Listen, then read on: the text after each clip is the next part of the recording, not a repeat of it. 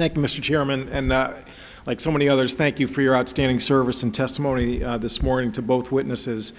And like other members, I certainly view this as a reform document and a reform budget and applaud both of you for the hard work that went into it. I wanted to actually, along that line, just sort of comment on the exchange that Mr. Hunter had with Admiral Mullen regarding the disruption to families.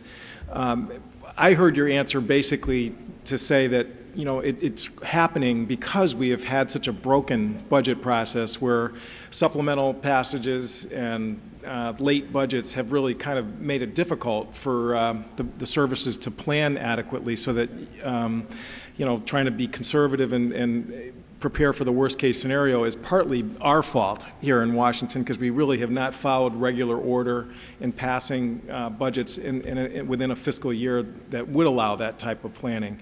I also would disappoint a lot of people back home if I didn't acknowledge that your budget does tip a hat to the fact that we've worked so hard to get the submarine building program to an acceptable level in terms of hitting deadlines and budgets, and we certainly appreciate the fact that that clearly was recognized in this budget document. I would like to ask, though, Secretary Gates, I mean, there's been a lot of talk here today about trying to focus on the national interests in this budget, and I completely agree with that.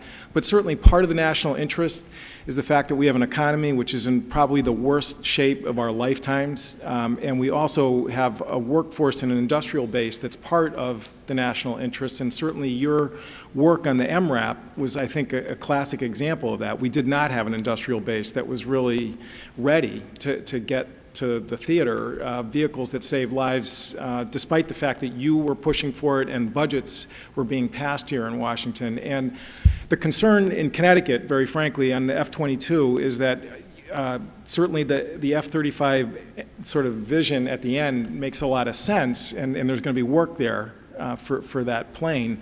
But the plan as is right now of basically ending the production line at 187 is going to have a disruption to that industrial base. I mean, there's just no way that you can have that happen without a gap in a very serious valley in terms of what happens to the workforce.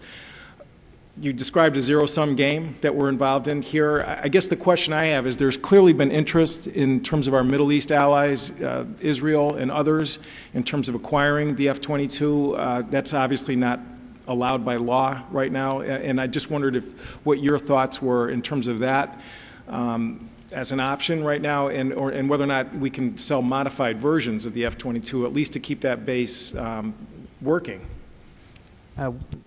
We didn't design an export version of the F-22. We have done that with the Joint Strike Fighter. We have 8 foreign partners in the JSF. They're committed over the 5-year defense plan to buy, I think, 260 of these aircraft over the next 5 years.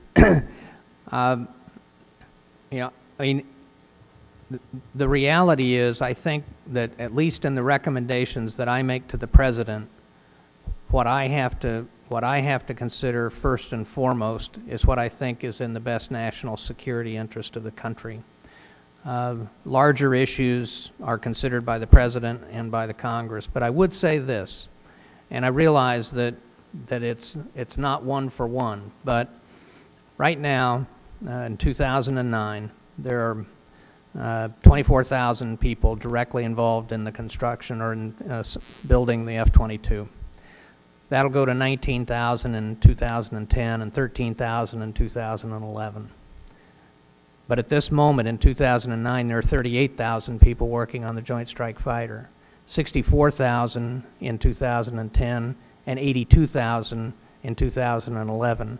So the reality is, as we transition from the F-22 to the Joint Strike Fighter, a significantly larger number of jobs will be created in the country and in the air industrial base, if you will. And I've heard the figure 95,000 thrown around. I assume that that is a calculus that includes suppliers and everybody else. So if that's a factor of 4, then 4 times 8, 82,000 means that there's a net add over the next 2 years of 220,000 jobs to the American economy through what we budgeted in 10 and beyond for the Joint Strike Fighter. So that's not much solace to the folks in 2012 who are working on the F-22, but we can't keep these programs running forever.